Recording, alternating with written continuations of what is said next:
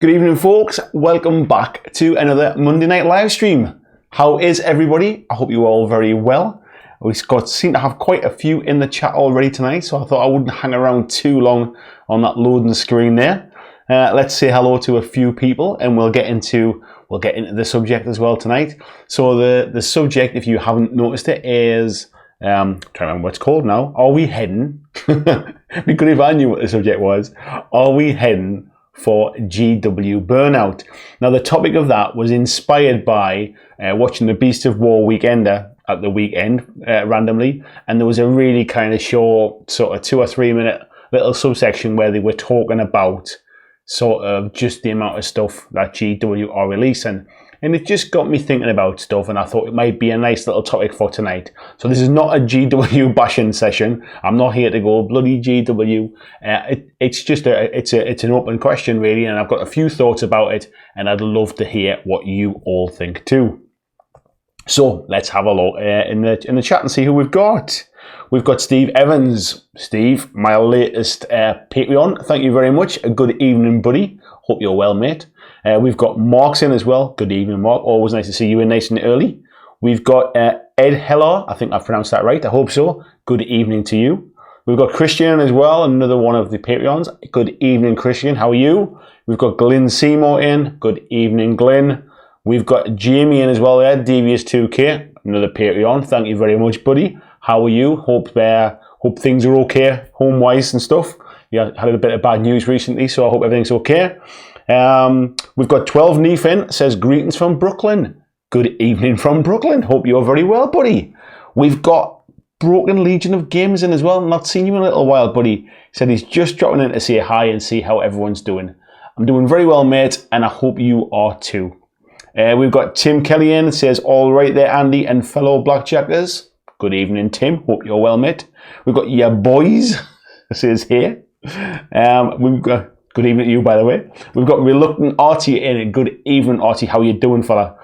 We've got Matt Mountain in as well. Says evening, Blackjackers. How is everyone? Hashtag Mantic Monday. Skull Munch is in. Nice to see you, buddy. Says yes. End stream. We've got your boys. Says how's it going? It's going really well, thanks. How's it going for you, buddy? We've got Rui Luis in. Says hello to everybody. Good evening, Rui. Hope you're well too.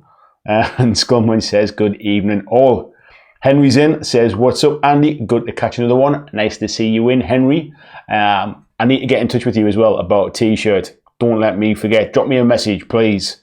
Craig says, hey, all on the table tonight is a squad of Wolfen. Nice to see you, Craig. Make sure you share some pictures in Facebook later on, mate, so I can see how they're getting on. And Ed Hillar says, yes, hello again. Good evening. Peter Nicholas is in as well, says, hey everyone, let's do this. Getting pumped for it, getting all hyped for the live stream. We got VG Morph in. Good morning, folks, he says. Good morning to you, VG, as well. Another one of the Patreons in. We've got Henrik is in as well, says greetings from the Netherlands. Yeah, boys is good. And 12 Neef is saying hey to VG Morph. So, let's hope I can try and control this tonight.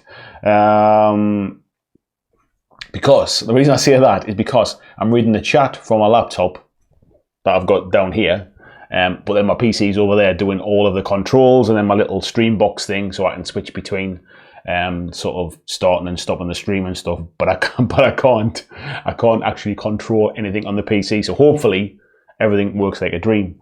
We've also got Michael in as well from Miniature Peyton. Says hello, all you boys and girls. Good evening. I see you've even changed your little avatar picture there, Michael, to what looks like probably a little bit of blurple there. If anybody hasn't seen Michael's stuff, Michael has been doing, I think I'm right in saying, Michael, correct me if I'm wrong, he's trying to do a Night Stalker's full Kings of War 2,000 point army in a month. And he is absolutely knocking it out of the park at the minute. He is flying through the stuff. I don't know where he's getting the motivation from. Maybe he's on a promise if he gets them all finished or something like that. But he's really, really doing a good job. So, yeah, head across the Facebook group. Check him out. He's been doing some update videos as well. So head across, check out his channel, and check out how he is getting on. And he has an awesome little recipe for mixing blue and purple wash, which just looks awesome on the Night Stalkers.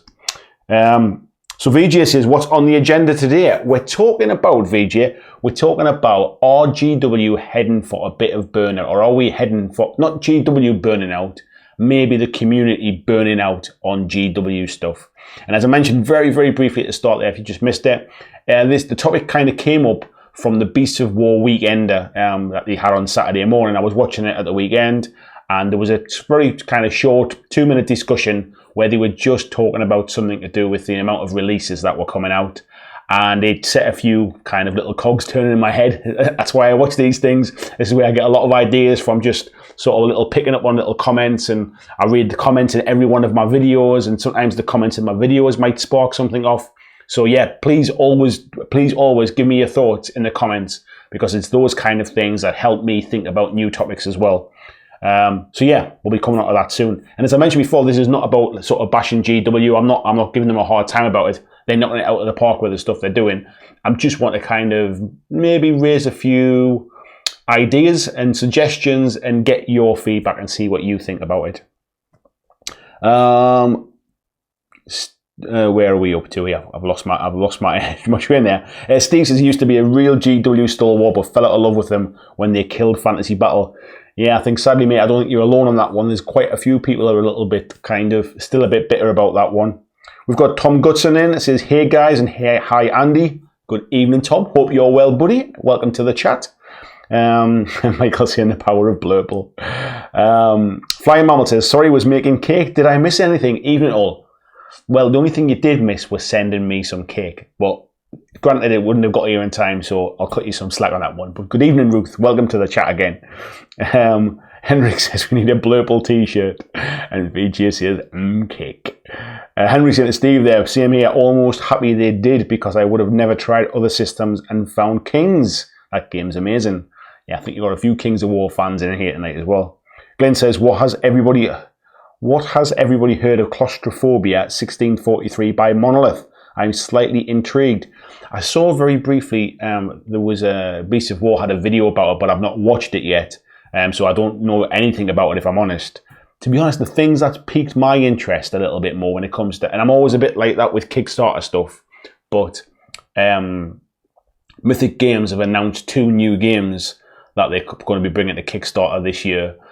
One is called Super Fantasy Brawl, I think it is, which looks a little bit kind of, it's designed to be kind of, there's going to be organized play for it. It's 2-player, looks a little bit shades by a little bit God tier, maybe a little bit more kind of, I think basically it is faction agnostic, I think is the word, where basically you just draft 3 miniatures. Doesn't matter, from all of the miniatures that will be available over time, you just draft 3 and you battle against each other. Think about Aristia, little bit like that. That looks really interesting. And their other game is called Hell. I forget what the kind of the strapline, the tagline is, but it's got a real kind of God of War vibe about it. That was really quite interesting. Michael saying, be serious about the day's topic. I do think games aren't balanced anymore and are on a pay-to-win setup. We might kind of get on with something like that. And Neil's in as well. Good evening, Neil. Excuse me a second.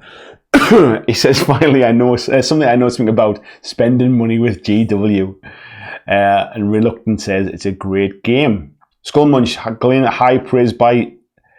high praise by Z from the Dice Tower. And VJ says they're setting a cracking pace with their releases. Frankly, I'm glad that the Shadow Spears stuff is 2 factions I don't play.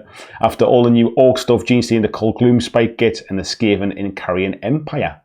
He says he's glad for a break, and so is his wallet. And we've also just got Adam Edgar sneaking in as well. Good morning, Adam. How you doing, mate? And 12 Neef is saying there, depends on the customer. He's fine with new content. People have to be strong and not just buy everything. That's when burnout occurs. That's kind of what some of this is about a little bit. So thanks for bringing that up, buddy. Yeah, so Skullmunch is saying, lighten the look of God tier, skirmishy game, but metal miniatures. Yeah, no, metal's a bit rare these days, isn't it? But I guess when it's a game like that, you're not going to be selling kind of sort of thousands of them, I guess, like thousands of each individual miniature, and I assume you'll have to buy them kind of as a like whatever it is, the god tier model with the little followers or whatever they're called. So yeah, resin might have been a better idea maybe, but yeah, metal's a bit of a strange choice, I think. Anyway, let's crack on and start having a chat about the topic. So for quite some time now, and I would say probably from about the launch of 8th edition, GW really seemed to have stepped up their output. Now, I can remember years ago, you maybe kind of got one release every month or so, though there wasn't always something new every week, I don't forget. Correct me if I'm wrong, but I don't remember there always being a new release every single week. I also don't remember them kind of sort of teasing it out and kind of hyping it up and drawing it out. So it's got to a point now where there's not just one new release every week. There can be like 10 new releases every week, and it's not 10 releases for one army or one faction or one game. It can be like sort of dotted around all over the place. So there's all sorts of AOS stuff, there's all sorts of 40k stuff, there's all sorts of start mixing in like Night Vault and Kill Team, and then you put in Necromunda and all of the other bits and pieces that go around it. So it's becoming kind of relentless, I suppose is the right word. And some of it, I feel, is almost about they just want to bombard anybody that's really into GW hobby. They just want to bombard them with stuff to keep them almost a little bit blinkered. Say, like, forget all the other games that's out there. Forget all this new stuff. Forget Kickstarter and all that. Just make sure we'll keep giving you enough stuff so you never need to look anywhere else. But one of the issues it's got is there's definitely an element of kind of this fear of missing out now. So even if you don't play that particular army, as I think it was 12 Neef that mentioned there, even if you don't play that particular army, there's that little kind of sort of prod to say, go on, why don't you get it? It's a great deal. If you don't get it, you will miss out because this will sell out. So the latest example of that would be the Carrion Empires that came out. Was it only last weekend? Maybe the weekend before. Now I didn't realise this, but yeah, this is another one of those kind of limited boxes. So you had Flesh Eater Courts in there, and you had the new Skaven in there as well. So that same weekend there was a lot of other. There was the Codexes or whatever they're called now. I forget what they're called now for Age of Sigmar. But you know what I mean, the Codexes, the Battle Tomes, that's the ones. They all came out. And there was a load of models came out as well, loads of other bits and pieces. But it's that kind of prod. It's that like sort of dive in now, get this really good value box set, because if you don't, you'll miss out. And then what seems to happen is there's another big army release not too long after that. So I'm trying to think what the last one was now. Yeah, it's not that long ago since we had the Gloom. Is it the Gloom Spike Gits and that kind of stuff? It's not that long since we had those. And we're getting to a point now where whether you're an AOS player or whether you're a 40k player, unless you're really kind of dedicated to your army and you only ever buy stuff for your faction. So if you're a Space Wolves player, for example, you only ever buy Space Wolves stuff. If you're somebody that just likes to try and keep pace with the new stuff that's coming out, there's a hell of a lot of codexes to buy, there's a hell of a lot of battle tomes, and there's new armies coming out all the time. And I'm just conscious that will people almost burn out because that kind of market, and I'm not suggesting GW are going to burn out. I think this is more to do with their audience, with their customer base. Will they just get to the point where they're never ever focusing on one army because they don't get enough time to really sort of nail down and settle in and get it painted and build it up and tweak it and get a good list? And because they're almost that magpie gamer that then jumps across to the next army that comes out in a month's time and jumps across to the next one. And I think if you're in a gaming group where people are doing that, you almost get to a point where you're hardly even playing because everybody's just intent on chasing the new releases. So I'll pause there for a little bit. I'll give you guys a chance to kind of come back with some comments and see what you think, and then I'll move on a bit more with what I want to say about it as well. Right, there's been a lot of comments. I've got to try and go back and catch up now.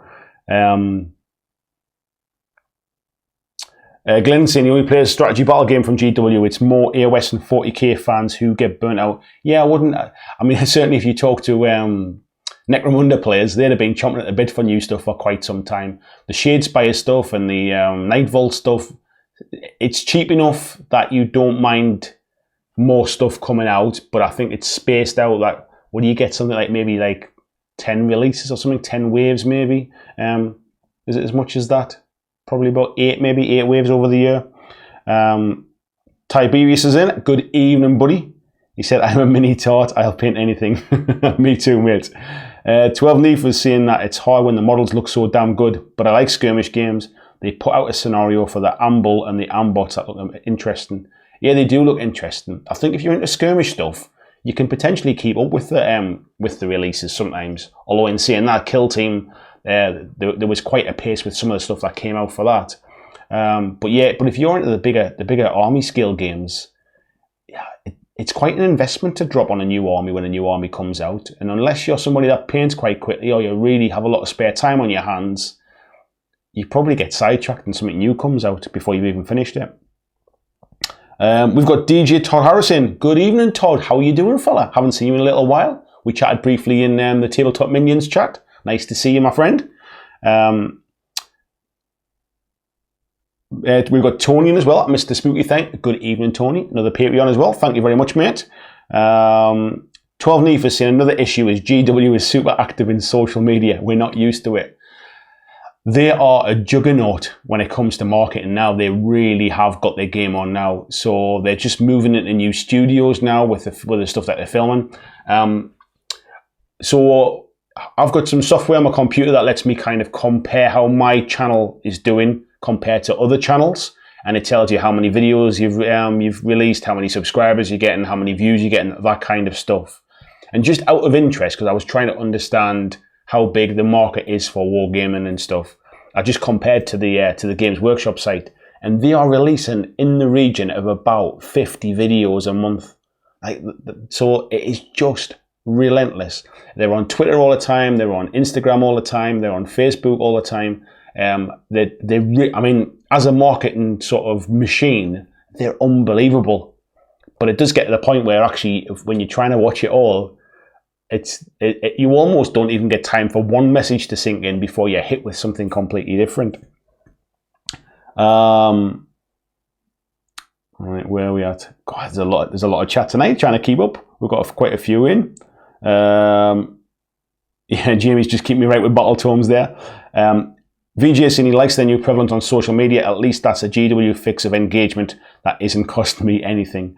Todd saying GW promotes fear of missing out, hence the demand for product. I can't keep up. I think that's a kid. I think what they, like, as I mentioned before, I think they are trying to kind of, give you so much that you don't look elsewhere. And that's really, and this next point really is the crux of tonight's conversation. Are they getting to the point where they're putting out so much that actually people just go, no, I can't keep up. I've had enough.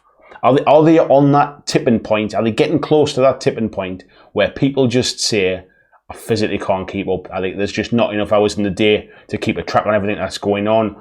Like the special rules over here in White Dwarf, and there's rules over here in Chapter Approved, and I physically can't get my head around everything. Because there's a big portion of gamers who are really, really casual gamers, and they don't watch YouTube, and they're not on social media so much, and all they do is they buy their models and they paint them and they play with their mates, and that's fine. They'll just be thinking, oh, there's a load of new stuff now.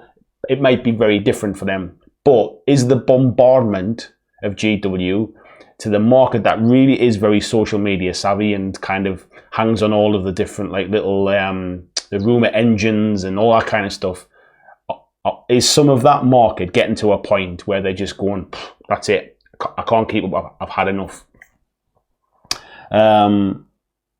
Michael's saying, I always think there's too much books involved to get a game going. Imperial Fist's normal play is 13 books with FAQs and papers. Is it that bad, mate? We've got Jack in as well, says, from Shaggy Wargaming. It says, hello, Andy. Hello, all. Good evening, Jack. Welcome to the chat, buddy. Peter says, I don't understand GW's marketing plan. Surely quick releases followed by quick release, which are always limited stock, doesn't maximize profits and only confuses customers. I think what we've got to realise is there's a big market of people that will only buy stuff for their faction. So if GW keeps cycling through the stuff quickly, they'll always pick up everybody. Then there's a big market of people who like to try and buy everything, and they'll spend all of their available kind of spare cash on buying new models. That's their entire hobby. That's their entire life. That's what they like to spend their money on. And by cycling through stuff quickly and making it a fear of missing out and limited releases, then that is maximising their profits. The other side as well is, and I spoke about this briefly when I was talking my video about the board game bubble kind of thing, it's really hard to know how many they're going to sell. So if they do a limited release and they kind of time that to, if I make 10,000 copies or 20,000 copies of this, the whole sort of business structure is around having only that many copies. Doesn't really matter if it sells out. You might say, oh, next time we might do a few more on something else. But you've sold out, you've made the profit you planned to make. And if you keep doing that with new stuff, rather than worrying about, should we have another reprint? Should we do that one again? Should we sell more of this? Just keep going. You know, it's almost like, if you're liking it to kind of me doing videos, if I just did one video and then waited to see how it did before I released another video, it slowed down. Basically, I can't even stop to look to see how my last video is done. I've just got to move on and do the next one, and that's almost the way kind of GW's plan is at the moment.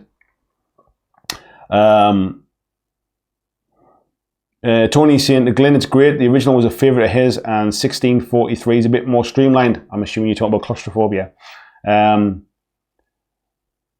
Jack's saying he can't keep up either. He's sticking with, a big just slugger chat just coming up, sticking with Shadespire. Yeah, I honestly asked the models for the, the name's gone from my head now. What they called? Like the tree people stuff. I completely forgot what they're called now. Oh, anyway, those ones, they're coming out for Nightvolt soon. Why has my mind gone blank? Sylvaneth, that's it. They're coming out for Nightvolt soon. I might pick that up, and that might be my entry bag into giving Nightvolt a try. 12 Need for Sin, he doesn't buy everything, so I like the releases. I predominantly play Underworlds, then AOS. I prefer lower point games, so I can weather the release storm. I think if you're in with a group of people that's similar minded, you can do that. Jamie says, I don't think that's the case really. From a match play perspective, I don't think you have lots of armies as you concentrate on, especially for a tournament season. I guess a lot of what I see is based upon my local kind of group of players and the internet and what I see. And what I see from the local group and what I see from certain internet players is they jump onto the latest armies because they know they haven't been FAQ'd yet, so there'll be some filth in there. They'll find something that works and they'll jump onto that before everybody else does, and before everybody else can create a list to kind of counter that. So, and there's relatively speedy painters. So there's one guy basically won was it a Legions of Nagash army that he won a tournament at the weekend, the one that you were going to go to, Jamie, and he painted it in a week. He painted the whole army in a week and won the tournament. Now, I'm not saying that he was he hadn't kind of gamed the filth or anything like that. He's a quick painter and he's a good player. But players like James, like that guy, can quite happily move on to another army quite quickly, and they might have 2 or 3 different armies. It's people like me that take forever to paint, get one army painted up, and then might be painting another one in the background, but just kind of sit on it. And I might be seeing a really kind of narrow, completely sort of far end of the spectrum gaming group, but that's all I see. And my assumption is if there's a group like that are tournament gamers, there must be others as well. You do get some people who will just fine tune and play that army to death and really try and get the best out of it. But then I think you get the other end of the scale of people that are just hobby magpies and they'll dive all over. Artie saying he can't keep up, and frankly with Vanguard and Frostgrave, I'm not missing Kill Team or Blackstone Fortress. I got to a point a little while ago where I actively stopped trying to keep up, and I literally just buy the bits that I'm really interested in. So I didn't pick up Blackstone Fortress because I knew I'd never get I'd never get the best out of it because I wouldn't play it enough. So I didn't buy that for that kind of reason. Tony says, I even got fed up trying to keep up with Underworlds. I can't paint fast enough. Yeah, the churn through the cards can be quite a bit, can't it? And even when you even the warbands, I've got loads that are not painted as well, so I can't talk. I'm actually going to do a painting video on one of the Underworld's warbands to show a quick way to get a full Underworld's warband to the table quickly. So it might be worth watching that one in a few weeks, mate. Tiberius is saying part of it's trying to make people go into shops every weekend. I notice online stuff sells out, but the shops still post on Facebook that they have these things. I think potentially though that the shops have these things because everybody's buying it discounted from sort of friendly local gaming stores. A lot of gaming stores will have sort of 25% off for pre-orders. So I think the hardcore won't go to GW shops. GW shops they're almost there as part of their marketing machine. They're almost there to attract new players on the high street, to just basically to try and encourage people to come in, encourage a bit of a local community as well, and people will come in and sit and paint and maybe pick up the odd bits and pieces. But I could be completely wrong here, but I don't think their entire reason they're there is to make massive profits. They're almost a little bit of they have to cover their costs, don't get me wrong, otherwise they just go down the pan, but they're almost a bit of they're a marketing tool as well as the fact that it's a retail store. Because it's unusual that sort of retailers or manufacturers would open stores to directly compete against their customers who are also other retail stores. Paulos is in as well. It says, hey up, nearly missed it. Better than later than never. Welcome to the chat, buddy. Hope you're well. Malkavian's in. Good evening, mate. How are you doing, Michael? Says he's already burned out in GW. Couldn't possibly keep pace with the releases, so I gave up and now focus on games that are more fun to play rather than pay to win. Pay to win is quite an interesting term when it comes to Games Workshop stuff. I'm not entirely convinced that they are pay to win.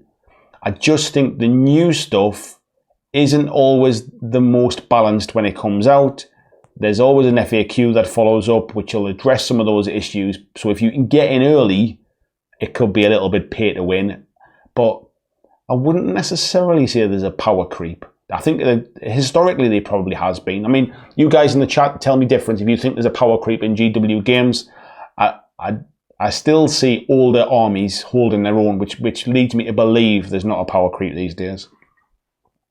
Jamie says, AOS, for example, works to a pretty set release schedule if you look at the pattern over the last year or so. Yeah, I think AOS is potentially a little bit easier to kind of keep an eye on. 40k at the minute seems to be just a constant, non-stop juggernaut. Maybe it's just a kind of, with some of the stuff that comes out for Kill Team and some of the stuff that comes out for Blackstone Fortress, maybe it's skewed a little bit, and maybe that's what I'm seeing, but it just feels like there's a lot. Tom saying, having worked for GW about a decade ago, I'm surprised how much chaff gets thrown out and it swamps the hobby side of things. My local community is full of unpainted armies.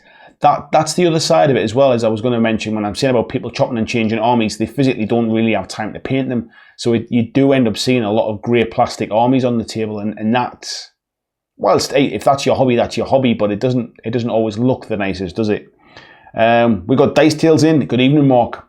He says, I'm behind on FFG Legion, even just the Rebels faction. And it's my fault as I picked up factions in other games and companies like Vanguard. FFG is his main company, looking at his shelf. I think, yeah, they're certainly grown now into the miniature arena.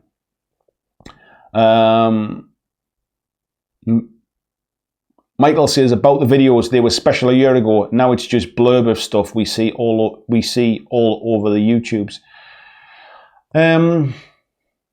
Yeah, I think we've gotten used to it. I think that's the problem. They're still, from all of the different miniature gaming companies, I would say they're still on a different level. They really are putting money behind kind of that juggernaut. I mean, what's their YouTube channel's got something like 250,000 subscribers now.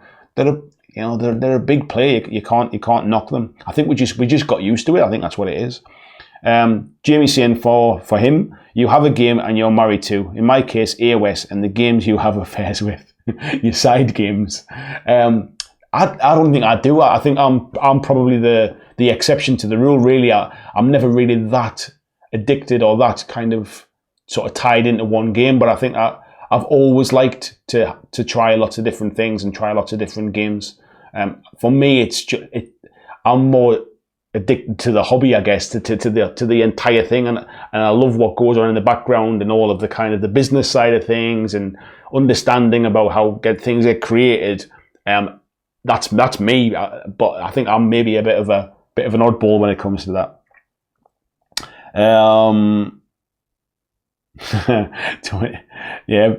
12 Knee saying yeah, he likes that, and Tony saying very true, nice analogy. We got JJ in. Good evening, JJ. I've just lost your message there. It just jumped off the top of the screen. Where are we going? Bloody hell, we have got a lot of chatting tonight. We've got good numbers in as well. I think 57 people watching tonight. Good evening, everybody. Even if you're not chatting in the chat, really good to see everybody in tonight. JJ says he feels like he's far behind on Kill Team now. I need 2 books. In theory, you still only need 1, don't you? If you just want to play a Kill Team, you only need 1. But if you want to get into Kill Team Arena, which I've now got, then yeah, you're going to need 2. Tim Kelly says, yeah, the rule separation and speed put me off Kill Team. Won't pick up Commanders, don't think it's needed. I haven't picked up Commanders and I've got no intention of picking it up, I think. Especially now, I've picked up Kill Team Arena. I'm busy, I'm just looking over there because I've got all my terrain in the middle of being painted for that. You can't use Commanders in Kill Team Arena, so I feel like I can completely ignore that, really. But yeah, you don't need Arena. If you just want to play a Kill Team, you get by with the original set that came out, really. I think what's not clear when all of this stuff comes out is what's necessary and what's not. That's not always kind of clear, I don't think. 12 News says, I believe so they are, but GW can't win for losing. If they don't put out content, it's GW, give us something. And what we ask is GW. I completely agree. It definitely is kind of, they're onto a losing streak no matter what. I think there's been a little bit of chat recently that people have not been overly happy with some of the latest releases. But in general, I guess if I just had one main game, I might feel differently about this. But as somebody that kind of sits on the periphery and sees how much stuff they're putting out, I just can't believe the amount of new releases. Like every weekend almost is a pre-order weekend for something else. Maybe if I just played one army in one game, I might just let all of this kind of stuff wash over me a little bit.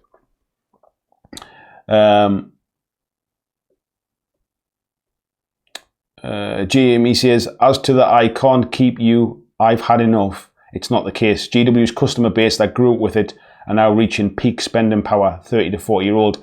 Yeah, I think there's something in that, Jamie. I think they're getting to a point now where, they are trying to attract new players in and things like the Warhammer Adventures books and the stuff that they announced at the New York Toy Fair recently, which I'll come on to in a little bit. They are trying to bring in the next wave of gamers. However, you're right. It's people like me and you that's been around for a few years now that maybe have a little bit more disposable income. Their kids are growing up, that kind of stuff. I think that's probably where some of that spending's coming from as well. We're not like sort of spending pocket money anymore now. We've got Bazooka J Rambo in. Good evening, Rambo. Says it used to be that we have to wait a month for a new release and people complained about it. Now they're doing the reverse, but have gone into a bit of overdrive with weekly releases. Great choice, bud. But I can't buy everything. Yeah, and I guess GW would say you don't have to buy everything, like they don't expect you to play every game in every army. So it really is a fine line. But I do wonder, as I mentioned before, are we at a point where there's a section of the Games Workshop kind of gaming community you just say, that's it, I can't keep up now. I don't know. I can't buy all of the codexes. I can't buy all of the battle tomes. I physically can't keep up with the speed of releases now. Paulos is saying, fortunately, I'm not a massive GW fan, so it's easy for me not to get sucked in. That said, I did spend quite a bit on Kill Team, but even then, I'm very particular. And Jamie says, why not milk the market while it's there? I agree with you, mate. my worry is you can only milk it for so long before you actually before it gets the better of you. It's that balance between milking it and not getting it to dry up, isn't it? Because and I guess that's really what the chat is about tonight, really. Are they still treading that fine line to the right size, or are we getting close to that point where people just go, that's it, I physically can't give any more to it, kind of thing. Rambo just sticks with what he's interested in and goes with that. Jamie saying, GW massively underestimated Carrion Empire the same way they did for Pelennor Fields. Yeah, I'm surprised that they must be able to get kind of numbers back from when they're putting YouTube videos out and when they're putting teasers out and when they're talking about it online. There must be some way of kind of gauging the interest on how big something's going to be. The other side of it is, I guess the way they would say it is, everything that's in those kind of boxes it'll come out at some point. It'll come out as, individual units. And there's other options, I guess. There's nothing in them that would be, if you didn't buy that box, you can't play that army or something, I guess. Michael saying what they need is terrain reprints of their old stuff. I'd spend fortunes on that. I think that's the point. I think that's why they won't do them, really, is because they'd need to sell a lot to get those molds up and running and make their money back again. So why not just create something new and guarantee you'll sell it all? Mark saying BlackJack rehab weekend, non-gaming and meditation. It's funny you should say that, mate. I've got a video coming this week about my health and gaming. Jamie says the fact that these box sets now all follow the same pattern. Couple of new characters and a filler whose molds have already paid for themselves. That's exactly it. Bloody hell, I'm right back in the chat now. 12 needs telling me about Sylvaneth. I can't believe how far behind the chat I am. I am well behind, aren't I? Right, I'm going to skip ahead a little bit and try and catch up with you all. Russell Higgins is in. Good evening, Russell Higgins. How are you doing? Let's see what Russell's got to say. Oh, sorry, Russell. It's jumped off the top of my screen again as well. Right, I'll let you guys have a bit of chat while I move on for a bit more. And we've got Furious George in as well. So he's just popping in to say hello. Can't stay, but be back later to watch from the start. Hope you're well. I'm very well, buddy. I hope you're well too. And we've also got Andy in from Peninsula Painting Project. Says bonjour. Bonjour to you. And good evening, Robert Marshall as well. Just saw you come in, mate. So the other things. So New York Toy Fair. I think I'm right in saying that last year was the first year that Games Workshop went to New York Toy Fair. And obviously it's not a miniature gaming it is toys. And it's what they showed last year, if I remember right. Did I write it down? I don't think I did write it down. I might have wrote it down here. They announced last year at New York Toy Fair, Blitz Bowl and the Space Marine Adventures. And they were two games that were seen to be introductions into Games Workshop's games. Blitz Bowl was a really kind of streamlined Blood Bowl game. And Space Marine Adventures was a kind of a board game, really. This year they announced three different things. One that kind of confused me a little bit was Warhammer Underworld's Dreadfane. And this looks like a bit of a stripped down version of the Night Vaults box with slightly different models in, which were shown, I think, at the AOS Open Day quite some time ago when we thought they were going to be the new the new Underworld's miniatures, and they weren't. They are in this set. But I'm not, like, the Night Vault set itself is still like a bit of an easy entry point. So maybe it's just purely for a price point thing, but I was a little bit surprised that that's where they're going with this one. I don't know much about it, and I don't know how much of a streamlined version it is, but it just surprised me a little bit, that one. The next couple are really interesting. One is Combat Arena, which is essentially 40k Go Chosen. And it is set to be like a prequel to Blackstone Fortress. So it wouldn't surprise me at some point if there's rules available for Blackstone Fortress, or if we see these models that are in this set appear in Blackstone Fortress. So again, going back to what we were saying in the chat, it's another way that GW make them molds, sort of make them get the cash for those individual models. You have to sell a lot of those individual models to to make their money back, I guess, or to make it a viable option. So this is why they keep bundling them in these new starter sets, why they put them into things like Blackstone Fortress, why they're putting them into things like Combat Arena. And the other one is Stormvault, which is a board game. There's no minis inside. It's AOS themed, which also kind of is a strange one, because the AOS game that I reviewed a little while ago as well is part of a license they're doing with WizKids, WizKids are doing their board game stuff. So I was surprised to see this one from Games Workshop. But the thing that really surprised me about these two games is there's no branding on the box that says Warhammer. There's no branding that says AOS or Age of Sigmar, and there's no branding that says Warhammer 40k. These are almost standalone board games that are not trading on their big license from a big branding point of view. So if you go online, unfortunately, with the setup I've got tonight, I can't show you on screen. But if you go online and have a look, there's no obvious kind of AOS branding on these ones. So these ones are strange. I'm assuming they're going to be the things that ends up in Barnes and Noble. I'm pretty sure they're going to be in the American market. They're not going to come over to the UK. They're going to be kind of Barnes and Noble type things. So if you're in the UK, it will be like selling them in Waterstones rather than a GW shop. I don't think they're going to see the shelves in GW stores. A little bit like how games like Rise of Anvalor, it'll be a board game that's in a board game store. It won't be in a GW shop. So I'm not really sure. Are they just trying to branch out and do something else, or are they really using them as trying to sort of tease new people into the hobby? But the big point for these, on all three of these games, the Underworlds one maybe less so because we know how that plays, but Combat Arena and Stormvault have to be good games. Otherwise, it's almost sort of kicking themselves. They tease somebody in with this new game and then they play it and it's awful, and then they want nothing to do with it. But Stormvault doesn't even have any minis in. That's why it's interesting. Just seeing Jamie saying the easy build models that will launch with AOS. That's right, they were made the 2.01, the Sequitors and the Banshees. Let's have a look. Where else are we? 12 Nefa saying, I think Dreadfane, they're going to try out a new mechanic. It'd be interesting to find that out because I couldn't see anything about it really. It just seemed like they were trying to market it as an easy version of Nightvault, but I didn't think Nightvault was that particularly sort of hard really. Liam Fishwick's in. Good evening, Liam. How are you doing, my friend? Says he's curious about how that would be marketed, Combat Arena.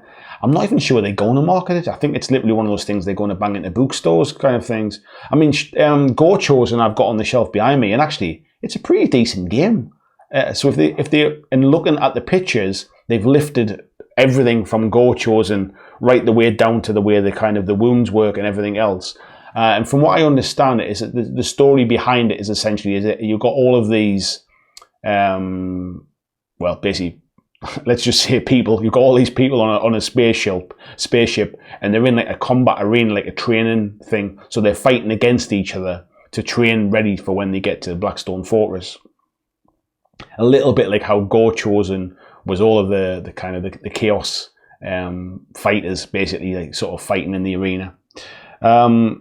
Art Wilson, comment if I said good evening to you, Art, but good evening anyway. 12 needs saying he's heard they'll be in Barnes and Nobles. Paul also saying if GW games are your thing and you never look elsewhere for gaming content, then they can understand the compulsion to buy everything. If game time is spent with other things, it's easy to resist. Yeah, I wouldn't disagree with that, mate. We've got Carrion as well. It says, I need to find one game and stick with it. Yeah, you're not the only one, mate. Good evening to you too, by the way. Brian's in as well. Brian's in. Good evening, Brian. Says, how about they start selling at Walmart? They would sell a lot more. That's an interesting one because, I mean, I'm not that familiar with Walmart's kind of gaming section from a board game thing. Certainly supermarkets in the UK don't really have a lot of board games, that kind of stuff. I know Games Workshop tried to branch out and they had some kind of easy start sets that they try to sell through Game, which is a little bit like GameStop in the US or something like that. And they didn't sell particularly well, so they got pulled. I'm not sure whether it's at the point yet where it would sell on supermarket shelves. Whether it's as whether it's kind of as whether it's still too niche. I'm not sure. But you're right. If it can demonstrate that it would sell enough, but then I guess the other side of it is it would need to be a different product really. Otherwise, all you're doing is you end up just cutting the throats of all the other bits of like local hobby retailers, don't you? 12 Neef saying there's a red deck in there. I wonder what it's about. Yeah, I'm not sure either, mate. Jack's just saying Battle Arena looks a bit like Go Chosen but sci-fi. Yeah, I think I just explained where the story is behind it. Jamie says Storm Vault has Stormcast minis in it. They are right at the back. They are at the back right on the launch pick. Storm Vault has what? Yes, it has. Adam Rogers is in. Good evening, Adam. How you doing, mate? He says, long time no watch live. Don't know if you mentioned it, but Relic is coming back and has piqued my interest. I saw that as well. Yeah, Relic board game's coming back, isn't it? VJ saying, I can see the need for Dreadfin. Frankly, Underworlds has gotten ridiculously complex with the card interactions and the overly competitive deck building aspect. It has, but if you think about who this new one, this Dreadfin, is sort of marketed at or targeted at, it's people that won't know anything about that. So if you go and you pick up Night Vault, the starter set, like I've got the Shadespire starter set there, if you just go up and pick that up, you've got a 2-player game in a box. You've got 2 armies in there, 2 warbands in there, you've got 2 sets of cards in pre-built decks as well. You've got your boards and your tokens. So if you're somebody that doesn't know anything at all about Underworlds, if you bought that Night Vault starter box, you still just got a game in a box. If you want to then branch out, you can do. But what they're saying with this Dreadfin is that's the introduction sort of for new players, but then you can still use those in the full game should you want to branch out. So that's the bit where I'm not really sure where the entry point, what the difference is yet. I'm sure it'll all become clear.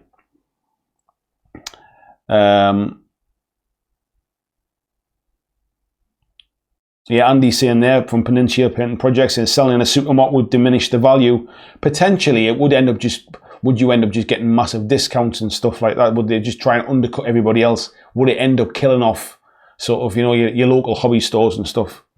Adam's saying the American German aimed games would sell over here in Smiths. Yeah, they would, but maybe it's to do with the numbers, or maybe actually one thing I did read was a while ago was something like, and I'm plucking numbers out of thin air here, but something like 60% of their sales were through the UK. So I think they've been investing really heavily in trying to open up the Far East market, like Chinese market, the Japanese market. They're obviously trying to push younger players in from the US because let's be honest, it's a huge country, and if you can crack the US with it, you're going to do all right. And I think maybe Europe and certainly the UK are less. They're not markets that they can massively grow in. They're already kind of almost, dare I say, saturated. Excuse me. Jamie's saying that Underworlds is built up from the ground up to be competitive. The tagline is the ultimate competitive miniatures game. Dreadfin is probably a more casual version. I wonder what the difference is though, mate. Like, because even in the Night Vault box or in the Shadespire box, you could just play that as a 2-player game. Like, I wonder how much. Maybe the cards are a bit more straightforward. Maybe there's just they're not as confusing to read, or there's not as much interaction, or sort of maybe they're a bit more obvious. That's all I can think of.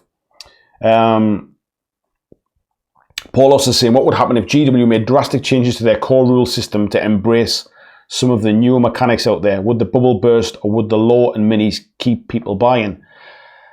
I think you've only got to look to see what happened with AOS. That was a massive risk, wasn't it? Killing off fantasy and really changing things up. They did well to come back from that, because that could have really kind of blew up in their face. I mean, they really pulled that one back, and I think they learned a lot from it. And I think even 8th edition for 40k, whilst it was a big change from 7th, it was handled in a much better way, and it was almost, those changes were almost drip fed into, so it wasn't just a kind of like on day one as boom, here's all the new stuff. It was to get people's head round, to get them used to it, to get them kind of up to speed. Brian is saying you can buy from Amazon usually a 30% discount. Walmart would be 50% or better. I'm not, to be honest, in the UK, I've not really seen any Games Workshop stuff on Amazon. Maybe it's a US thing, but I don't think GW would sell to Walmart at a price where they could sell for 50% off. I don't think they would. They'd be cutting their own throats, really. Adam says, wasn't Tau created for the Asian market? It could well have been, mate. I'm not sure. I don't really know a lot about 40k when it comes to that kind of stuff. Jimmy's saying the deck building element would probably be reduced. Yeah, I would imagine maybe they're just preset decks. There's no deck building in that, and the wording on the cards are a bit more straightforward. That would make sense. Brian says, I've been complaining about the markup on GW prices for years, and it just keeps getting even worse. I think there's a number of things behind their pricing model. I'm not going to try and defend it, but people keep buying it, so why would they drop the price? It's just, their profits are going through the roof. They're selling more stuff than they've ever sold.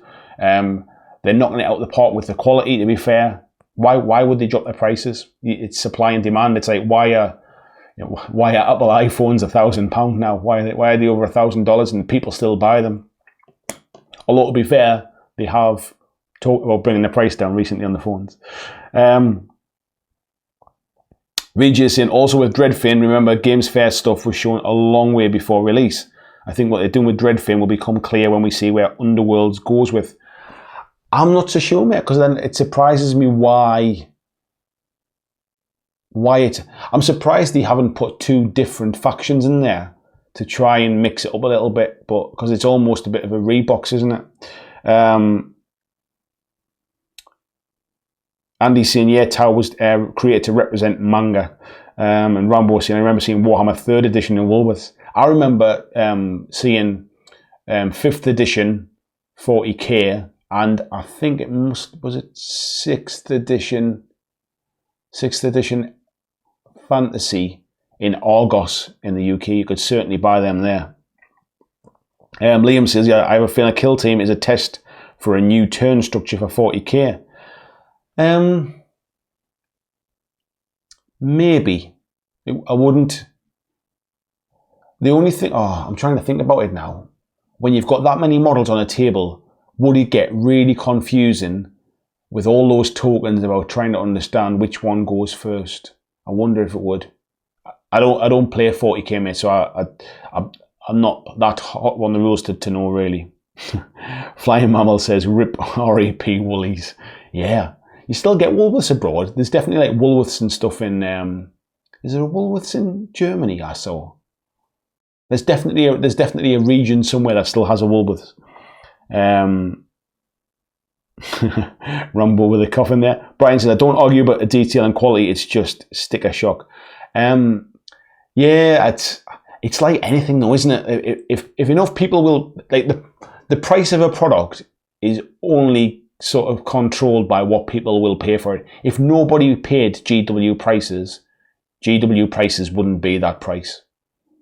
And they know that stores are going to sell them at a discount, so they're probably artificially a bit higher to make sure everybody still gets their cut from it as well. Flying Mammal says they can have all my dark elves to melt and remold, save a few pennies.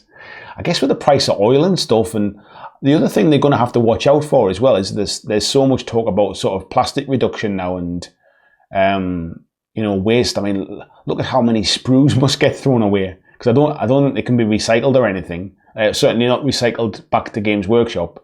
But it'll be interesting over time how, like, sort of green agendas, maybe how they change that kind of stuff. Maybe sprues will change. It will be interesting. VJ says there's Woolworths in Australia. That might be where I've heard about it, mate. Yeah. Liam's saying there's a Woolworths still in South Africa. There's a C&A in Germany, definitely. I don't know if anybody else has them around the world, but C&A was a big store in the UK many, many years ago, probably before some of your time. a big department store, and I still see them in Germany. So if I'm over there with work and I see one of them, it does kind of make me chuckle. It makes it feel like I've kind of stepped back to 1980. Tiberius says, Argos used to sell 5th 40k for a tenner cheaper than GW. Yeah, but then so does every hobby store as well. That's the thing, isn't it? Like, even the hobby stores sell stuff for cheaper. So I guess that's just how it is. RT says, Andy, exactly, GW know the price they can get away with. Yeah, if they I'm just reading there, just Carrie's just saying there as well, we need to use consumer power and stop paying high prices. It's the same with anything. If nobody buys it, it's look at how can I compare it? I guess mobile phones is a good example. Like, mobile phones going over £1,000 is ludicrous, really. However, people still queue up to buy those new Apple iPhones every time the XR or whatever they call, whenever the new ones come out, people still buy them. People still queue up for them. If you can get the quality right and you can get the branding right, you can charge what you want.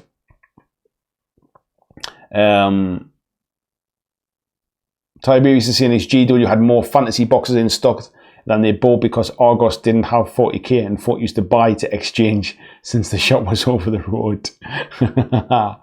Adam says you can see the prices for model rail, a foot of plastic and a bit of electronics, less than a calculator, £250 to £300.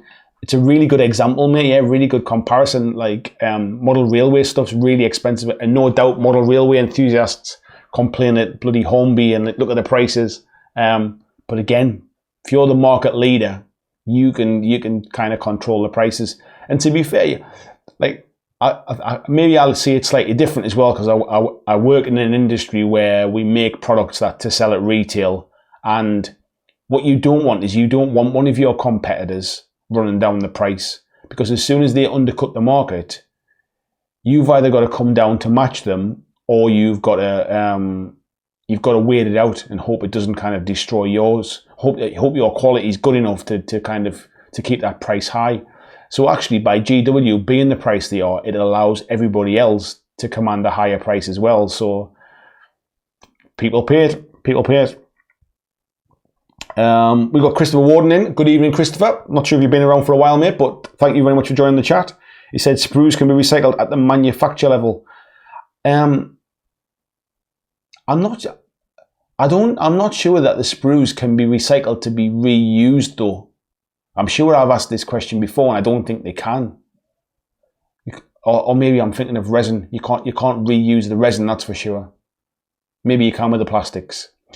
But I guess in the grand scheme of things, if they put a bin in GW for everybody to take their sprues back, can you imagine the kind of the cost of trying to pull all of that back? I'm not sure whether it would end up being of any use, or should we just be putting them in our plastic recyclables? Like, basically, it's up to us to recycle them really through other processes. Flying mammals in CNA, no way they still exist. Yeah, it baffled me when I saw them as well. I was walking down the street in Germany, and here's this big, like, lit up sign CNA, and I honestly, it felt like I was back in the 1980s.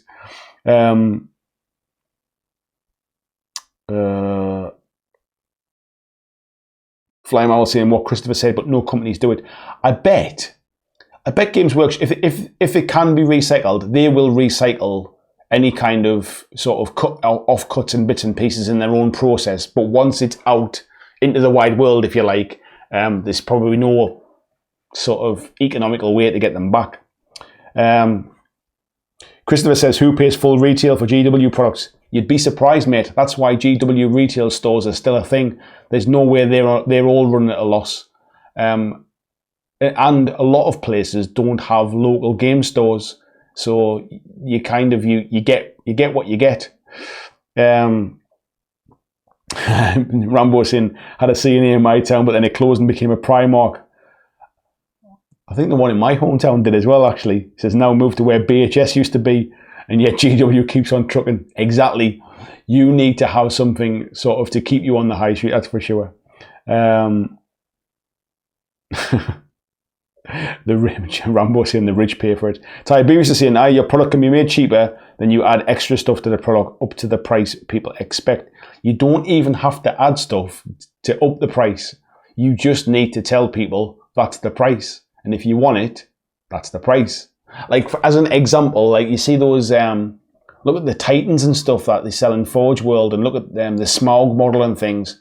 There's no way on God's earth there's £300 worth of resin in those things, or £1,000 worth of resin in them.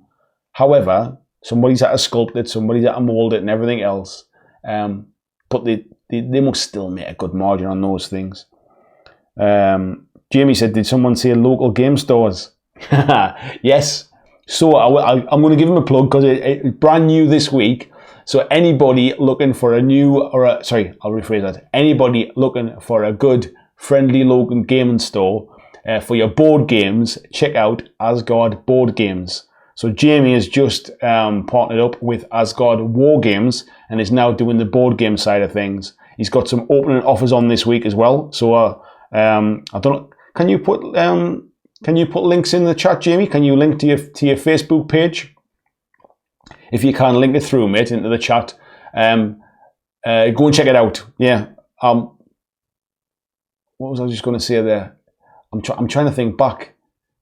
You've got, I don't want to say the wrong percentages, but you've got offers on pre-orders as well. I don't want to say the wrong percentage on, but yeah. But he's got about, don't keep me if I'm wrong, but I think it's like 20% off 20% off pre-orders, 15% off board games. I'm pretty sure that's right.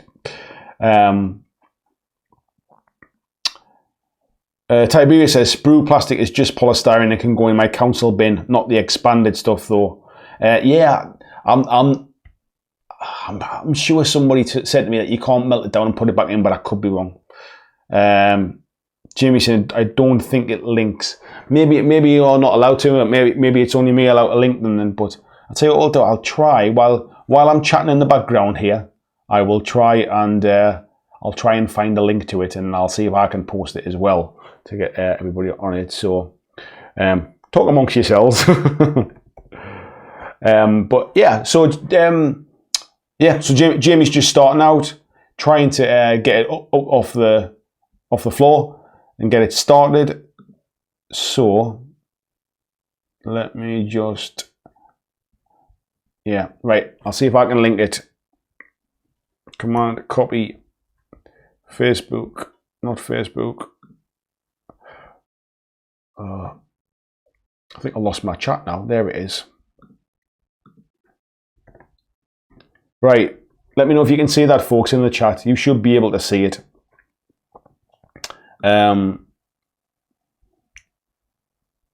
There we go. Skullmunch says, I play a Warhammer at IKEA. Only table I can find big enough. That probably tickled me, that. Adam says, someone is selling a painted Titan. It's gone from 950 to 400 in less than 6 months. And I know he paid 1,200 for it. It's horrendous, isn't it? I mean, there's a lot of things I'd spend 1,200 quid on before I spent it on a Titan. You've really got to be committed to the hobby for that. How are we doing for time? Tiberius says, in the next few months I might have a stand in a shop in Tranent, East Lothian. When my play comes to pass, I'll post in the Facebook group. Please do, mate. Brian says, later guys, I got to make dinner. The wife's sick with flu. Well, I hope the wife gets better soon, and enjoy your dinner, mate. Thanks for dropping in. Carrie said, a cheap alternative I found, my local store takes in trades for old models. You can buy old models, strip them and repaint. I'm surprised more don't do that, actually. Maybe it's just, maybe they don't want to end up getting just like left with a load of stuff. Maybe that's the reason for it. But I'm surprised more don't try and do some kind of trade-in stuff. Andrew Pierce, good evening, Andrew. How are you doing? He said, if I pop into GW in Barnet for paint, it's always busy on a Saturday and Sunday. People playing, building and painting. It's very much a community around the shop. Yeah, they never used to be. They're definitely encouraging it more now. I was at the one at Metro Centre at Gateshead near me, not last weekend, I think it was, might have been the weekend before, and it was packed. It was absolutely rammed. You could hardly get into the store. So things are really seem to be sort of doing well from a storefront. VJ saying, not a chance I'd drop the dough on a Titan. I struggle with, you've really got to want a Titan to be spending that kind of money on it. I mean, I can't fathom it. I don't know anybody that's ever bought one. Neil says, reading the latest Horus Heresy book, I'm so pleased to see the end at 54. Does that mean it's the end of the Horus Heresy? Is that what you're saying? I'm not up on the Horus Heresy books. I think I've only read the first two. Henrik says, I'm off. See you next time. Thanks for dropping in, Henrik. Really nice to see you, mate. Peter says, only if the Titan was full size and working weapons. Yeah.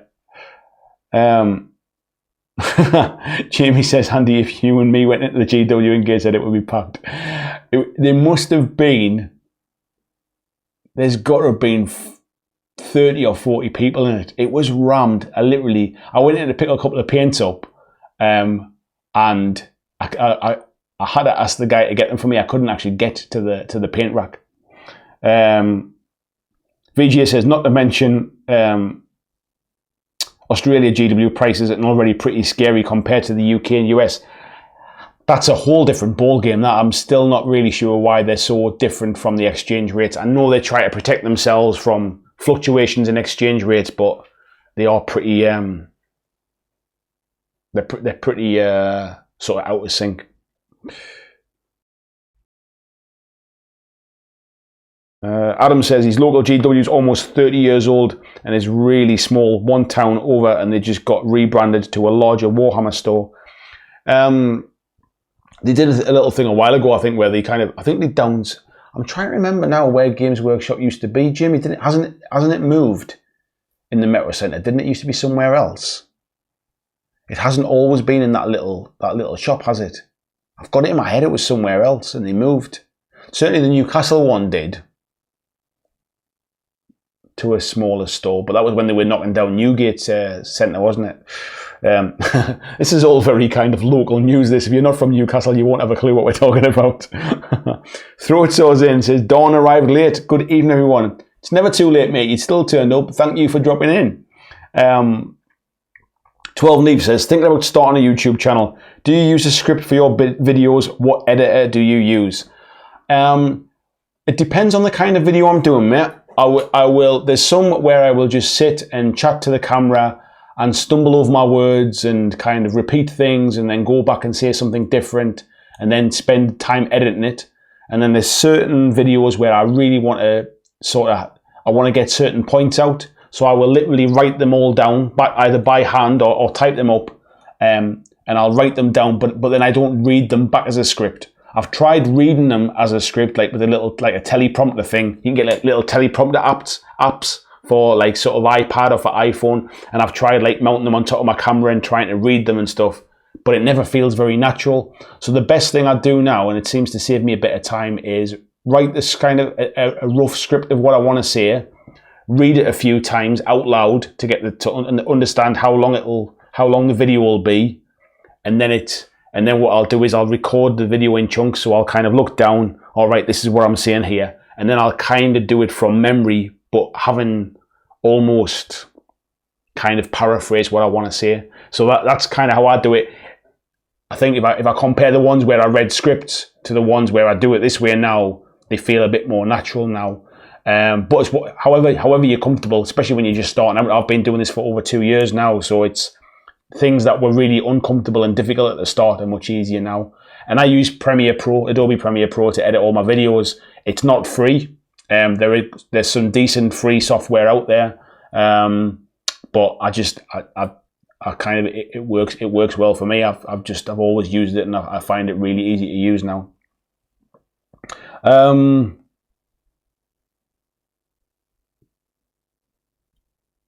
Let's have a look. Yeah, Jamie's saying it was bigger. Yeah, it definitely was, I remember. We got Josie in from Green Stuff Games. Good evening, Josie. How are you? Liam says, prices in South Africa land at almost exchange, but board games and RPG stuff is expensive. That's quite interesting, because that's not normally the GW way. And Jamie's saying the Newcastle ones moved 3 times. Yeah, I can only remember when it was at Newgate Street. I can't remember before that one. Throw Sauce saying he just started playing 40k again. Thought I'd give it a go. Be good when they finish it. It'll never be finished. It'll be like the 4th road bridge, mate. Jamie was saying it was on the back of Cheap Street, and then it moved around the corner to Newgate. No, it must have been before my time. I only ever shopped in the... Oh, I'll tell you where the one in GW at Metro Centre used to be. Did it used to... This really is going off topic now. Did it used to be like where like HMV and stuff is up that way? I think it might have been around there. Michael's saying, on the YouTube thing, for good advice, talk to BlackJack Legacy. For seriously bad advice, check out my Butcher's Blurple and Crutch for video. Neil says, you have 52 books to go in the Horus Heresy series, Andy. I've got two what they're called again. I've got Audible. What's it called when you get a credit? That's it. I've got 2 credits on Audible at the minute, and I'm kind of looking for something to download. I haven't getting anything for the last 2 months, so I might kind of tempt myself with the Horus Heresy books and listen to them instead. Jamie says, this has been your Newcastle GW update. Thanks for watching. Yeah, next week we'll be doing GWs of the rest of the Northeast. Carrie says, gotta run, great chat, see you next time. Thank you very much for coming in, always appreciated. 12 New says, thanks for that advice. Anytime, buddy. People helped me out when I started, so I'm always willing to help people when they're starting as well. Throatsaw says, good luck to a new YouTuber.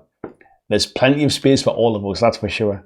We've got Colbull321. Good evening, buddy. How are you? Says, I actually think GW has slightly slowed down over the amount of games they're releasing, which should help to prevent burnout. I'm also glad they haven't released too many specialist games. I think you potentially could be right. Maybe they felt it themselves. I would love to see. I mean, I work in product development in my day job, and I know how long it takes to get like an idea to a shelf in a shop. I would love to get behind and see their project lists and see how many people they've got working on projects and their timelines and all that kind of stuff. Because the amount of stuff they bring out, it must be unbelievable to keep track of it. Adam said there used to be quite a large GW store in Meadowhall, but it only lasted a few years in the 90s. Yeah, there's a relatively small one in Manchester in the Arndale Centre, but certainly when it comes to what's the other one? The big one, the Trafford Centre. No, there's not one in Trafford Centre.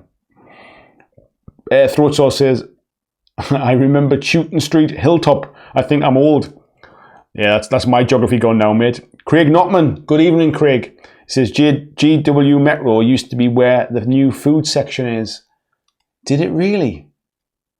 God, I can't even remember what was... Bloody hell. Keep me right there, mate. I'm trying to remember now. Is that what... This is going to go off topic now. I was going to say, is that where Metroland used to be? GOC says, being good, painting Beasts of Chaos for the first time in a long time. Nice one. Throatsaw says, on the subject, GW are like a standard tuning on a guitar. You can join other people and play. GW do that. Yeah, it's... I mean, don't get like they created the hobby that we all love. You know what I mean? We can bash them and we can say things about prices and we can say things about the release schedule. But let's be honest, without them, this hobby probably wouldn't have existed and it wouldn't be where it is today. And the fact that they're making front page news, and like for how well they're doing and being the biggest growing business or the biggest growing company on the Financial Times Stock Exchange last year is fantastic news, and I hope it continues, and I hope they continue to do really well because they're forcing everybody else to up their game as well. That's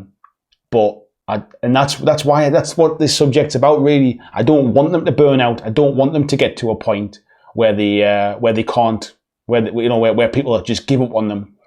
I think sorry, I've just completely at the corner of my eye there, just being completely distracted there.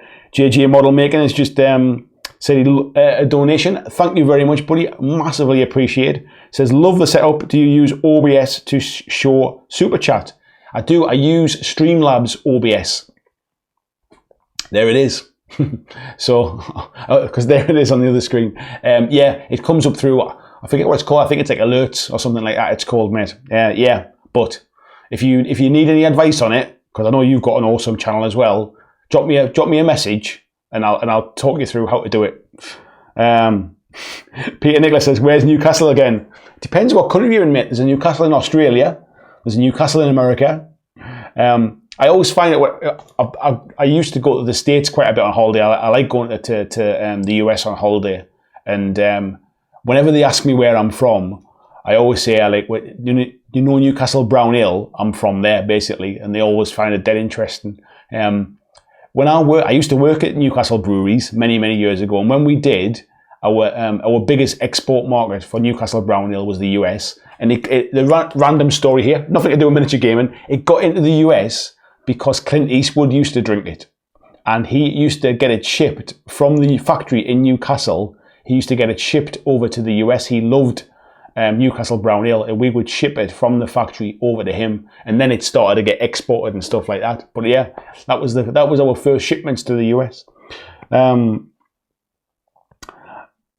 Flying Mammal says, super hater there. Do you mean super chatter? Not a super hater. Sebastian Blau. Good evening, Sebastian. How are you? He says, what do you mean by burnout? What I meant was, and you can maybe go back and see the starter chat and I'll go into a bit more depth about it. But essentially what I was saying was, if GW are releasing so much stuff so fast, is there a point of time where the vast majority, and there'll always be people on the extremes, but the people in the middle, do they get to the point where they just go, I've had enough, I can't keep up now with everything you're bringing out, I just can't keep my head around it, rules are changing too fast, rules are in too many different places, I can't read all of the codexes that are coming out, I've had enough, I'm moving on and I'm going to play a different game now, a non-GW game.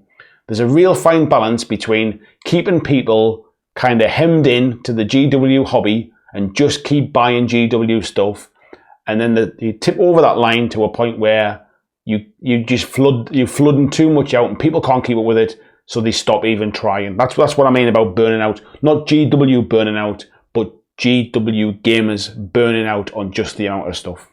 That was the quick version of it. Flying Mama says chatter.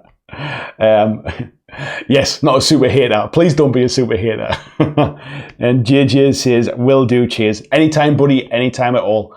Yeah, it's basically, there's two different types of OBS. There's normal OBS, and then there is Streamlabs OBS. And Streamlabs OBS has all of the different kind of Twitch functionality in, and all of the announcements and all those different bits and pieces in. So it's also linked to my Patreon as well, so you'll be able to see there where it's there's a couple of names on there where it says pledged. So that's when people pledge to my Patreon. It comes up on there as well. If anybody pledges in the super chat here, it comes up on screen as well. So I think it even comes up if somebody subscribes to the channel as well while we're live. 12 Leaf says, where in the US do you go? You need to visit Adepticon or NYC. I would love to go to Adepticon.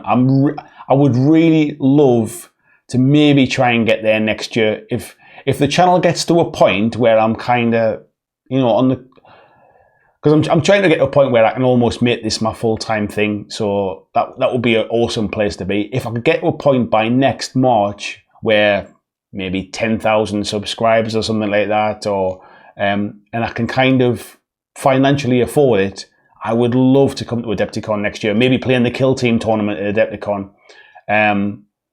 I normally, holiday-wise, that was the question. Holiday-wise, I've been all over the US on holidays over the years. I've been to New York. I've been to Chicago. I've been to Florida quite a few times. Been to Vegas. Yeah, so and I've been to a few other places as well. But my favorite, I love Las Vegas. I love going to Las Vegas. If I could only ever go to one place on holiday for the rest of my life, that would be where I would choose. But yeah, I just like going to America. I just really enjoy the place. I've been to New York twice. I really enjoyed New York. Throat Sauce says, I like GW seem to be doing better, but that there are other strong participants in the industry. Good balance, good hobby. Yeah, what they say, rising tide. Was it? As a rising tide lifts all ships. That's exactly what's kind of happening at the moment. Tiberius said, I had a mate from Walker. He was in the back of Beyond in space and saw Nuki Brown on the bar sign and bought it for a laugh, even though it was £6. Yeah, it's pretty pricey. Like, that's the thing. Turned out to be a 200ml bottle. Yeah, we never used to do 200ml bottles when I worked there. They were only ever the 500ml ones. Steve says, I burnt out and moved to Mantic Games. I think a few people did, mate, to be fair, especially when the whole fantasy thing kicked off. Liam says, Necromunda Rules getting redone after a year was a bit of a burn, but is an amazing game, great remake. Yeah, there's a few people had their fingers burned on that one as well. That was almost another example of just like having to keep buying rule books, and it was the right thing to do to give that compendium, but you almost wish that compendium came out first, really. 12 Neve says, I beat the UK thrice and played at the Grand Clash at Warhammer World in January. You can come to an Adepticon. Thank you very much. I would love to come to Adepticon. If some gaming company would like me to come and demo their games for them, I'll be more than happy to come and do that. And 12 Neve says, you should look into the Las Vegas Open. I was tempted, actually. I very nearly went last year. I got permission from my wife, I was going to say, but I chatted to her about it, and I was really tempted to go. And she said, look, if you want to go, you can go. But then it was the idea of just going on my own. I didn't really know anybody. It wasn't like my channel was kind of big enough to kind of have an audience where I would meet up with people or anything like that. I was a bit worried about going on my own, to be fair, so I didn't. But maybe one year. Maybe when I'm a super huge YouTuber like Tabletop Minions, they might invite me to come and do a chat, and then I can make it a business trip. VJ Morph says, never been to Vegas, but don't think I'd enjoy it. Sad gamblers don't really do it for me. Yeah, but the happy ones are good. I actually I do like the name BlackJack. Comes from also comes from the name of the card game. I quite like a game of BlackJack, and I do play a bit when I'm in Vegas. But I've been like 3 times to Vegas, but since the little one was born, yeah, that's a distant memory now. Rambo says, great chat. I've got to go a night all. Cheers, Rambo. Thanks for dropping in. Skullmunch said, if I got burned by GW, I'd be contacting my lawyer. There's a lot of people used to have to contact their lawyers when GW got in touch a while ago. Jamie says, 2020, let's go. Oh, I wish I could, mate. I wish I could. In fact, don't even tempt me. Don't even tempt me. Who knows? Yeah, but I would love to go. I'd love to head over. So, how are we doing for time? We're not doing too bad. Coming up to the last kind of 10 minutes now or something. So, yeah, it's been a pretty good night tonight, hasn't it? We've had a good number in. Christopher says, GW's not trying to get a few to buy everything, but many to buy some. Yeah, I wouldn't disagree with that. I think that's the point. I think they're trying to throw so much stuff out there that there is something for everybody. But I guess there's a section of the community that used to buy everything, and I think now they're probably not buying everything now. VJ says, not a gambler personally, seen it do much damage. I'll be honest, I don't gamble like I don't like bet on the horses. I don't like sort of go to the casinos at home or anything like that. I see it as like I'll save up and have a little pot of money to gamble with when I'm in Vegas, kind of thing. But yeah, I'm not on the high roller tables, that's for sure. I'm looking for the minimum tables, that's for sure, the cheapest tables. Peter says, I bet you're a gambler. I'm not actually. I like the atmosphere of Vegas. I couldn't afford to be a gambler, but I definitely kind of I like sitting playing. But I think what I enjoy about the playing is the people you meet sitting around the table. I've had some amazing kind of nights sitting around a casino table in Las Vegas in a hotel or somewhere, and just the conversations that you have with random strangers. I just find it really, really kind of interesting. I'm a bit of a kind of a people watcher, I guess, as well. And it's nice to kind of just to meet up with like random strangers and have that common thing. Obviously, they bring you free drinks as well when you're gambling in Vegas. So you can almost kind of, if you're not too unlucky and you're just doing your kind of minimum bets, you can almost just pay for a nice drink, really. But yeah, I'm not wanting to be putting kind of sort of 50 quid on a bet or anything like that. Michael says, so glad for the last big unit of hounds is done. Thanks for pulling me through. Well done, buddy. I look forward to seeing the next update pictures. VJ says, Tabletop Minions and BlackJack Legacy, that's the team up we need at some cons. One day, mate, one day. Maybe, to be fair, I think by the time I get big enough to be invited to those cons, I think Tabletop Minions will be he'll be out of my league by then. He's out of my league now. Mark says, sorry was quiet, was dealing with neighbours and funny smells coming from them. Oh dear, mate, doesn't sound too good. I hope everything's all right. VJ says you should come to Tabletop Minion Expo. Where's it out? Whereabouts in the US is it, mate? Not that I'm saying I'm probably going to be able to come, but whereabouts is it? Michael's saying to Mark, there's a story behind that. There definitely is. Liam says, the 12 Neath, fluff-wise, they make the gangs distinctive, and that expands it into the rules. I've played 1st and 2nd edition. This new 3rd is the best. And Flying Mammal says, Andy, send the owl to sort out Mark's neighbours. Maybe that's what the bad smell is. Maybe they've got an owl that's just like sort of left its poop everywhere. Peter says, are the neighbours recycling their own sprues? That's what it is. They've been employed by GW to recycle sprues. They're melting them down.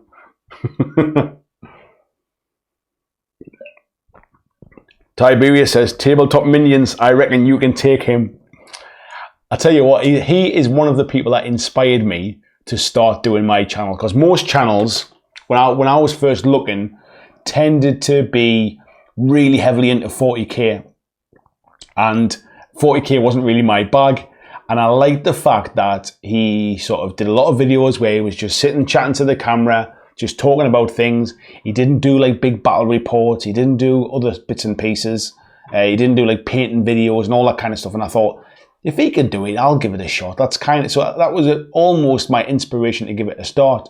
And I'm really, really pleased to see how big he's become. I mean, the fact that he does one video a week, they're not like, he's not jumping on the latest releases. He's not kind of doing videos to create drama or anything like that to try and drive views. He's nailed it. He's got a really, really good channel, and I'm really pleased, like, of just to see how he's grown. Because what it shows me is that I'm kind of putting myself on the same level as him, but there's potential for channels to get big enough where this kind of thing actually could become like a full-time thing. So when I first started out, I thought there's no way that kind of, you couldn't be a full-time YouTuber in wargaming or in board gaming or anything like that. But as times have changed, as things have gone on, people like Tabletop Minions, and I know he doesn't do it full-time, but he's over 120,000 subscribers now, and he only does one video a week. People like, I can't even think really, but there's just some channels that basically like kind of, I always keep an eye on what they're doing, see what they're talking about. I always read the comments in their videos, because you can get some great ideas for video topics from reading comments on other people's videos. He's got a great channel. Craig says, I've done the skin on the Wolfen, just waiting on the wash drying. Nice one, buddy. Looking forward to the pictures. VJ says it's in Oshkosh. Is that the place where the clothing's made from? Is it Oshkosh Bigosh? It's like a bit of a fashion brand, isn't it? Is that where that's from? You're coming from Australia. Bloody hell, that's commitment, isn't it? June the 8th and 9th. That's a bit soon for me, mate, to pull money together to get to America, I think. But yeah, maybe next year, eh? We'll do a US tour next year. Jamie, you fancy it, mate? Me and you do a US tour. Darren says, I didn't realise the time. I'll have to watch it from the start tomorrow, old son. Good evening, Darren. How are you doing, fella? Yeah, no worries, mate. Catch up on it, eh? Craig says, have you been to Aircon? I've never been before, but I'm going this year. This will be my first time. I'm looking forward to going. I'm going down on the Saturday this year. So yeah, I'm looking forward. I'm meeting up with a guy called Alex, and we're going to have a few board games while I'm there as well. Mark says, it's the smoking smell. It's awful and stinks out our entire flat. Not nice when you have the kids sleeping. No, it's not nice, mate. VJ saying it's his little treat for this year. Michael says, start with Crisis. Really good start to meeting the EU folk. They come from everywhere. Yeah, I'm tempted with Essen Mind, I must be honest. I'm tempted with that as well. Mark says, don't forget Mantic's Facebook competition ends tomorrow. Mantic's Facebook competition. Oh, is this to name the pun thing, isn't it? VJ says, ew, gross, Mark. He's a non-smoker, can't stand the smell. Michael says, it's my wife here. It's my wife here. I must have missed that. Tiberius says, I like guerrilla gaming. That's the other one I was trying to think of. Ash Parker. Guerrilla miniature gaming, just some bloke playing games with folk he drags in and showing off his weekly painted pile. Yeah, exactly. He does it full time. And he managed to, I mean, I had a chat with him over Facebook Messenger because I was kind of just trying to pick his brains a little bit and kind of see how he went about it. And he said basically he was dead lucky that he did some work for what they called again, Mini Wargamer. He was on the Mini Wargaming channel, being their kind of their Infinity player, I suppose. And then he did a crowdfunder. When he decided to go on his own, he did a crowdfunder to try and raise enough money to buy a camera. And he ended up basically funding a studio for a year, and it kind of rolled from there. So he's had a lot of his money through crowdfunding. He basically funds it through Patreon and that kind of stuff. And I'm trying to get to that point. So for those I don't know, I do have my Patreon fund starting at $2 a month.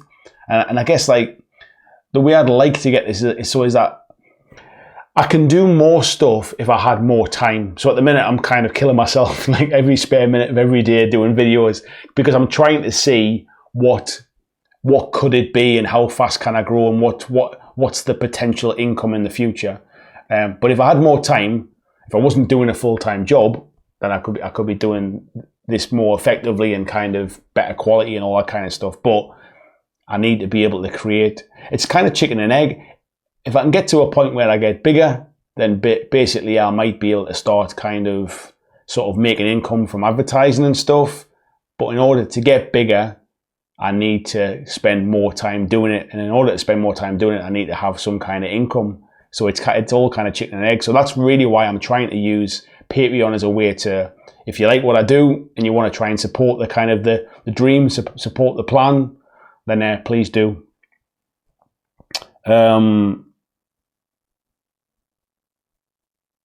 VJ is saying exactly, Adam does fantastic stuff. It's more about hobby philosophy than releases. He's a great role model for YouTubers. Yeah, he's a legend. Steve says, I used to have every army for fantasy battles all painted up, but when it died, I sold everything and moved to historical gaming. Then I found Kings of War 2nd edition. I've got about 10 armies now. I've got a video this week about historical gaming, so watch out for that, mate. 12 News said, I usually get a room in the main hotel at Adepticon. You could crash with my crew, save some money. If I was going to sort of spend all that money to go over to the States to one of those big sort of cons, I'd have to try and stay right on site somewhere. I wouldn't want to be trying to drive in and out or Uber in and out every day. So I'd have to spend the extra money to try and like sort of crash in the main. Is it the Schomburg Convention Centre, isn't it? Paul also saying Guerrilla Gaming's a great channel, yeah. Michael says, if you come to Essen, let me know. I'll be there as well. I will do, buddy. And VJ says that's where they were founded. They have a big annual air show. Wow, didn't know that. Tiberius said, I Patreon you up, but I'm in the position where I went looking for my Converse because of the weather and was very, very pleased to find a £2 coin. I don't want to make anybody feel obliged to kind of support the channel financially, even just by coming in and watching the videos and commenting and giving it the thumbs up and sharing it and that kind of stuff. That helps out more than you'll ever know. But if somebody, you know, I don't want to be taking the last $2 out of your pocket kind of thing. If somebody's financially comfortable enough that they feel like they can support, then that would be very kind. That's kind of where I'm getting at. Green Stuff says, Ash was a big part of why I started doing YouTube. Love his channel. Yeah. And Michael says he's off now. Thanks and see you next week. Keep looking at the pics on the Facebook page. Will do, buddy. And VJ says he likes Ash release reviews but prefer mini wargaming battle reps. And VJ says, I find he's a bit over competitive in his bat reps. He definitely doesn't like losing, that's for sure, does he? He's definitely a competitive gamer. So with that, we're kind of just over 10:30 now, so we'll wrap that up and call it a night. Thank you, everybody, for being in tonight. I can't believe we still got 45 people at the end here, still watching at the end. I've had a really, really good chat tonight. I'm glad so many of you came in to join in. Thank you to any new people that were in tonight. Thank you to any of the kind of the regulars, the kind of regulars. Just thank you to any of the regulars as well that's been in tonight. A huge big thank you as well to my Patreon supporters. Without you guys, this kind of thing doesn't really make sense, if you like. So I really, really do appreciate your support. So thank you, everybody. Tomorrow's Tuesday night board game. I'm not even going to tell you what they're about. You're just going to have to tune in and watch them. So I've tried something a little bit different this week with my videos. So please do come in, Comment on the videos, give them a thumbs up if you enjoy them, give them a thumbs down if you didn't, but if you do give them a thumbs down, give me some criticism, tell me why you didn't enjoy them. But I'm trying something a little bit different this week, so I'd love to know what your thoughts are. So, thanks to everybody for being here tonight, and I'll see you all in the next video.